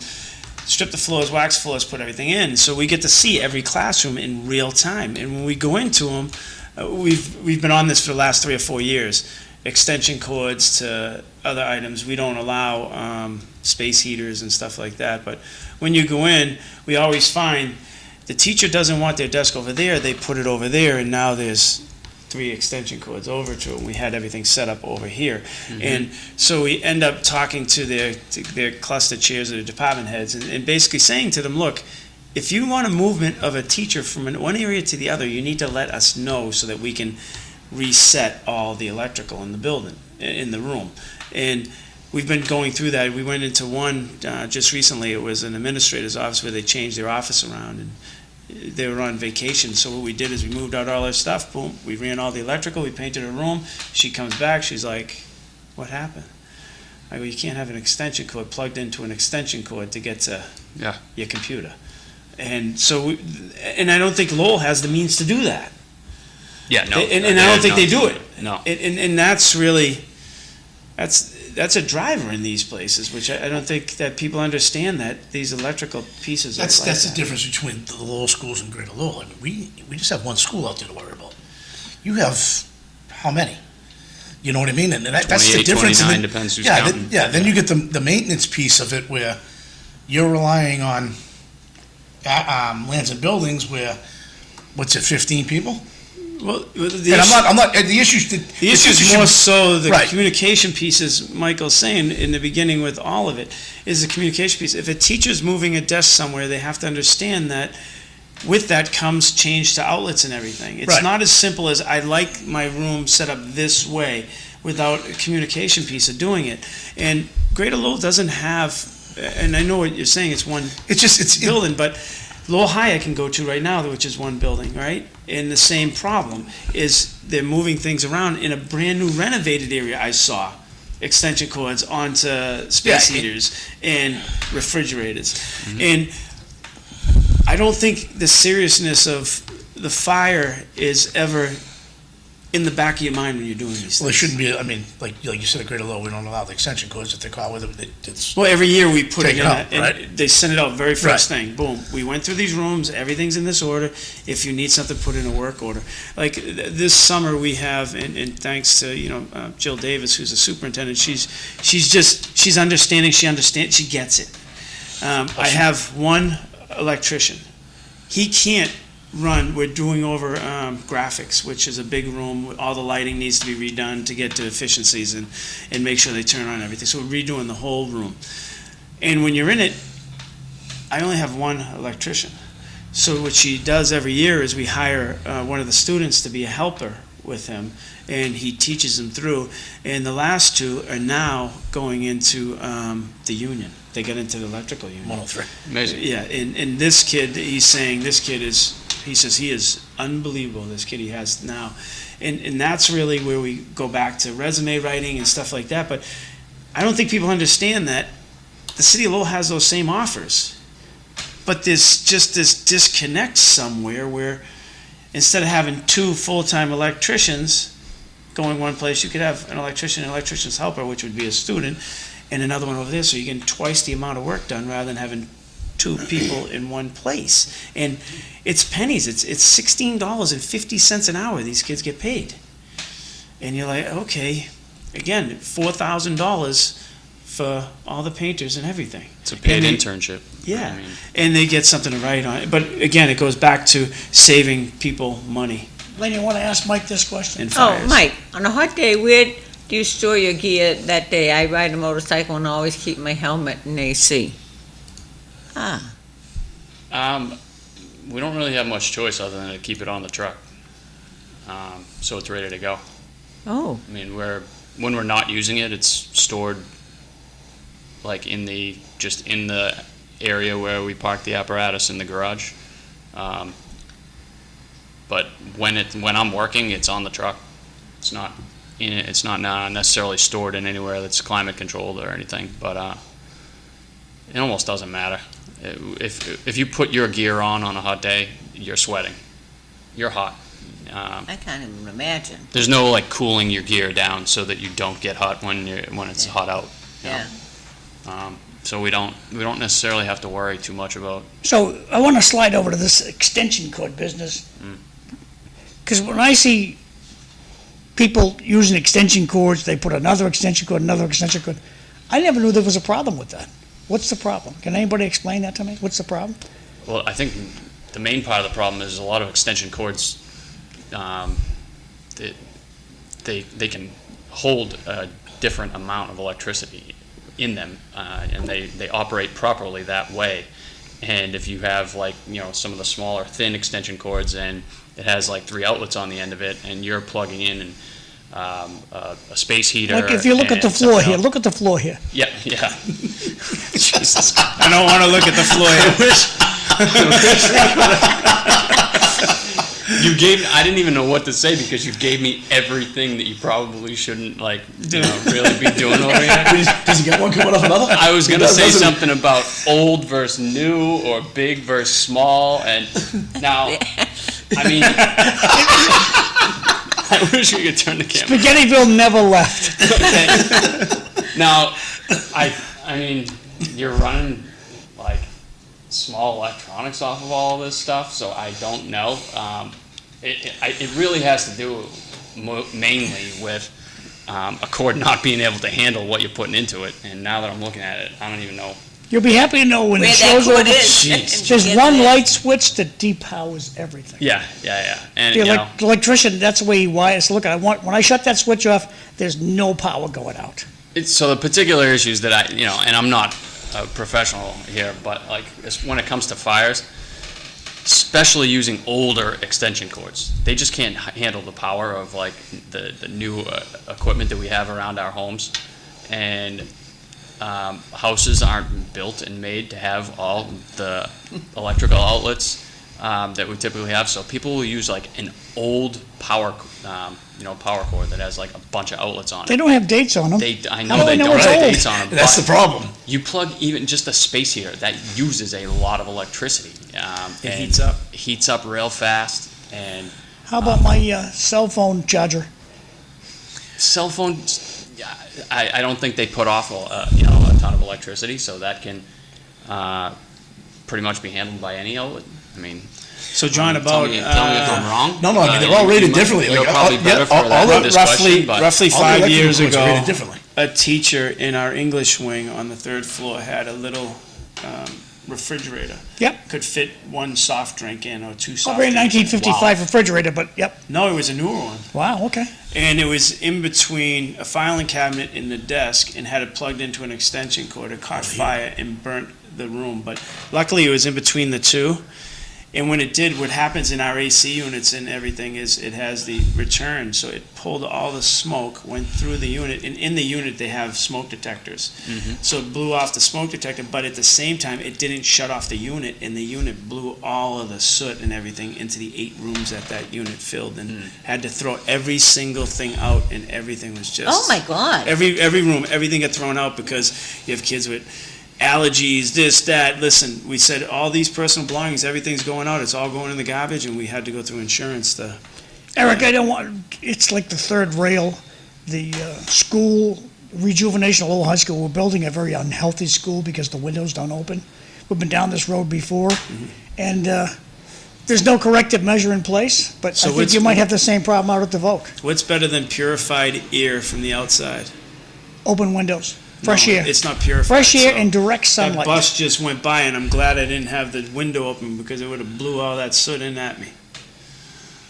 Well, Eric, If Fresh there's a air, fire in Canada... Mother comes up- Mother Nature actually keeps you healthy with direct sunlight. Filtered through glass, it doesn't do anything for you. You're not going to get direct sunlight like that with this You window open the window. Open the window, it's direct sunlight comes into your house. It's a But good you have angle. all the It's a fumes good and angle, everything. John. But when you have MERV 13 filters on all of your stuff and you're going through it, it's purer than the air outside. I understand, I just Fact. don't agree. I understand, but I don't agree. But See, how come you two can agree to disagree, and we can't do that like federal government? Republican, Democrat, that's But what happens. you can't do that anywhere else in this world. in I this know. country. I don't understand it. I'm unenrolled, I'm not a You part know, member. so see. We can all mask our you wanna vote too? ears. I didn't know, that's good for you. Well, No. You're not on the road, No. you Democrat? Yes, Oh, really? I want to mention you have a party tomorrow night. yes. We have a party tomorrow night at Whoop and Wept, tomorrow night at 5:30, and we're hoping to see everybody. Yeah. But today, we have, again, we have Lauren Jones coming from the Secretary of Workforce coming to Greater Lowell, and it's amazing because she wants to go over the Career Center piece that actually helps the kids. But Heather Donovan has done an amazing job over there in helping these kids. So when they apply, they sit down and they have to go build a resume to apply. They have to go through the interview process, and then in between, when they first start, they give us a week with the kids, and we have to write an evaluation on them and grade them. So none of them get 5s off the bat, which is the highest setting. You got to have some room for improvement and make people, earn something. So we sit down with them, and we tell them what they want and everything, and the goals and everything, and they sit down and we go through the first one, and then towards the middle, they have to do on the computer all of these studies and everything. They do 10 hours of that at the same time, and it teaches them about work ethic, it teaches them all that stuff. And then at the end of the program, they have to give the exit interview with the evaluation done. And the state's coming in to look at this program because they were looking for more grant monies and stuff like that to keep it going, but also to see how well it's done for the students. And it's amazing, like last night in Centerville, they had the pollinator garden opening, and we had the Secretary for Wildlife and Games, Tom O'Shea, here. And it's amazing how many people now are coming to the city from the state and looking at all the things that we're doing and saying, okay, you're an inner city, you just put a pollinator garden in, a hill up here. We want to see how this is going. Where'd that go? It's right next to the Robinson School, so it's on the hill of the Robinson School, and then it's up on the hill? 13th, and also up 13th Street, there was a piece of grass area over there. By the tennis courts there? or- Yeah, right on Okay, the other side okay, of the tennis basketball courts, yeah. And thank you to the neighbors. The neighbors noticed something that was a major problem. We put this pollinator garden in, $177,000, it wasn't being watered correctly by, depends who wants to point the finger at who, but government failed again. You plant something, and then there's nobody watering it. So the neighbors actually were over there watering it and getting it going, and the neighbors are upset that they even have to do this, and I agree with them. But, I'm thankful that they did that and saved the whole area over there, the pollinators. So we're having them put a device on the hydrant so they can actually water it for us until we can get this straightened out. Oh, good. Speaking of little problems, the apple orchard that got pulled out by a developer over by Lowell Street. Yep. Is there anything the city's gonna make them do before we have a landslide? I don't know anything about landslides, but it's pretty steep over there. If we get a lot of rain, I can see, The erosion. we might yeah. have some problems on First Street, so. Yeah, the erosion's pretty bad, and John, Is there anything they have to do, or you can't know everything? They have to put the silt barriers up, and then they're trying to do the erosion control, so they're putting, you can see a crushed stone around it. If 3 years ago, they would have done what we asked in the beginning, is create a tree committee and make sure this tree committee had the bylaws in place and had the ordinances in place, it wouldn't happen on the apple orchard. The state overruled you because you didn't have in place a tree committee that had defined if you do more than 50% of renovation to your home and you touch a tree, there's outcomes. And the same thing up there when you're doing larger projects like that, there are mandates, even though it's on private property, that you have to replace a tree for a tree. Well, And- just as important as the tree committee is, we need a parking committee. Had to get it in, didn't For- you, John? For, what do you mean, parking committee? We need parking. Take a parking spot away, Back to you the gotta parking. replace it. Well, we have What are we have gonna a do subcommittee. about Gorham Street? When they start parking on Gorham Street, right by Heinz Tavern, what are we gonna do about that? You're gonna call the governor. No, the cars are just gonna be there, and you're gonna have a bottleneck at the entrance to the city. Now, I know the city managers go, oh, we'll put no parking signs up there now. You can't do that. They put a rotary over there. I don't know. I don't have the answer, and I don't disagree with you. But even under the old regulations, it was half a spot per unit, so it would have been 18 units of 18 parking spots versus 13. And how you guys would pass that is just puzzling to me. It was passed before us. Because when I went down, the beginning of this project, I went down, okay? Danny Tenza, God bless him, he was the only guy who bucked against his board. Mhm. And it took the chairman of that board to tell me, it's all about revenue, Mr. McDonough. We need the tax revenue. I know who the chairman of that board is too, but I mean, At least he was blunt and he was honest about it. well, it's because you're in the MBTA communities thing, and that's what the same problem is in the Acre, where they just built the one that we went to yesterday, is you're in the MBTA communities, so there's no parking regulation for anyone. So Suffolk Street's in the MBTA community? Yep. How? How did they get that far Same, over? Because, same as Tingsboro is. because, And we have no It's bus. the same thing now, the Lowell Housing Authority wants to build two down in that same area, the same way. So, yeah, and for firefighters chasing down there, it's gonna be Centerville Part 2. You had a fire in the front door is burning, and the wind blows, and it burns up 6 houses going up the hill. And when you get into those are tighter, and Back Central was built the same way, and here we are, but these are large structures. The Suffolk Place is a beautiful, I mean, if I were looking, and it would be well worth it right there. I couldn't believe how nice these apartments came out. $199,000 to start is a one-bedroom. It's, and the views and everything, it's a good place to rest your head, especially if you worked at City Hall. You could walk right down there.